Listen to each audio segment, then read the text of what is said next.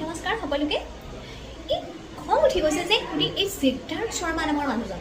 সিদ্ধাৰ্থ শৰ্মা নামৰ মানুহজন কেনেকৈ দিল্লী এয়াৰপৰ্টৰ পৰা কেনেকৈ বাৰু শ্বিলং আহিব পাৰে? আচৰিত নহয়নে বাৰু কথাটো? কি দিল্লী এয়াৰপৰ্টত কি কোনো ইনফৰমেশ্যন নাছিল নেকি? তেওঁ হ'ল অসমৰ দোষী, আৰু অসমটোতো ভাৰতৰ পৰা বিচ্ছিন্ন নহয়। অসমৰ দোষী মানে ভাৰতৰ দোষী।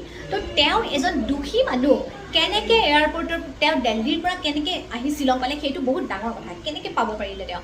মই এটা সৰু কথা কওঁ, এক্সাম্পল এটা। যোৱা বছৰ মই দিল্লী এয়াৰপৰ্টত মই মাত্ৰ 2 মিনিটৰ কাৰণে মই ফ্লাইট মিছ কৰা নাই। দৌৰি মই ফ্লাইটত উঠিছোঁ। কিয়? চেকিঙৰ নামত আৰু মোক এনেকুৱা পানিছমেণ্টৰ নামত। পানিছমেণ্টটো কিয় পাৰে? মোৰ হাৰেছমেণ্ট কিয় পাইছোঁ মই এটা দিল্লীৰ পৰা এটা লাইট এটা কিনি আনিছিলোঁ, আৰু সেই লাইটটো মানে মই বহুত ডাঙৰ অপৰাধী। লাইটটো কিয় আনিলোঁ মই পেকিং কৰি পেলাই? সেই লাইটটোৰ নামত মোৰ সৰ্বস্ব চেকিং কৰিছে। ঠিক আছে বাৰু, চেকিংটো কৰিবই লাগিব, তেওঁলোকৰ দায়িত্ব, তেওঁলোকে চেকিং কৰিবা। মোৰ বস্তু চব হেৰাই, ডকুমেণ্ট চব হেৰাই দি দিছে, একো নাই। মই তাতে ৰৈ কান্দি চিঞৰি মই এতিয়া আহিব নোৱাৰোঁ। 3জন মানুহৰ মোৰ টিকেটৰ পইচা এনেই যায়।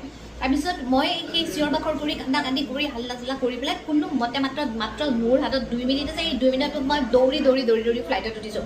গতিকে কমন পিপলৰ কাৰণে, আমাৰ নিচিনা সাধাৰণ মানুহৰ কাৰণে এই অৱস্থা যদি হয়, দোষীজনটো সাধাৰণ মানুহ নহয়, দোষীজন সাধাৰণ নহয়, দোষীজন দোষীয়ে। গতিকে তেওঁৰ ইনফৰমেশ্যন থাকিব লাগিছিলে যে এই সিদ্ধাৰ্থ শৰ্মা মানুহজন পুলিচ নোহোৱাকৈ বা কোনো সেই নোহোৱাকৈ তেওঁৰ ৱাৰেণ্ট থাকিব লাগিছিলে যে তেওঁ কোনো জেগাত লৰচৰ কৰিব নোৱাৰিব। কাৰণ ঠিক তেনেকুৱাই হয়, অপৰাধী এজন যদি থাকে বা কিবা এটা যদি অপৰাধ হয়, কিবা এটা দুখ হৈ যায়, তেতিয়া পুলিচ ডিপাৰ্টমেণ্টৰ পৰা দিয়া হয় যে কোনো এইটো জেগাৰ ভিতৰত বাহিৰত যাব নোৱাৰিব। কিন্তু সিদ্ধাৰ্থ শৰ্মাই আজি কেনেকৈ আহি পেলাই গুৱাহাটী বুলিয়ে কওঁ, শ্বিলং কেনেকৈ যাব পাৰিলে? কিন্তু কিমান এটা আচৰিত কথা।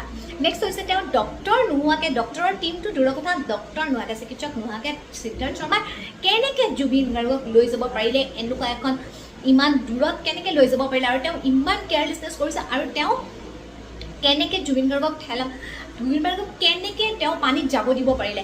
জোৰ কৰি তেওঁ পানীত যাব দিছে। কিহৰ কাৰণে যাব দিব? আমাকতো ন্যায় আমাক লাগিবই, জুবিন গাৰ্গে ন্যায় পাবই লাগিব, সুবিচাৰ পাবই লাগিব, আৰু অসমৰ মাননীয় মুখ্যমন্ত্ৰী মহোদয়ে আমাক সহায় কৰিব, অসমবাসীক সহায় কৰিব।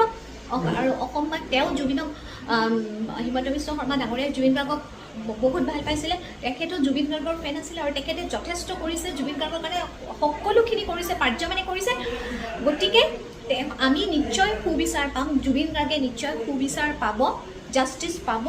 গতিকে আমাৰ এতিয়া মাননীয় মুখ্যমন্ত্ৰী মহোদয়ৰ হাতত আমাৰ বহুত আশা, বহুত ভৰসা। আমি তেখেতৰ ওপৰত আশা কৰি আছোঁ, তেখেতে নিশ্চয় সুবিচাৰ কৰিব। নমস্কাৰ, ধন্যবাদ।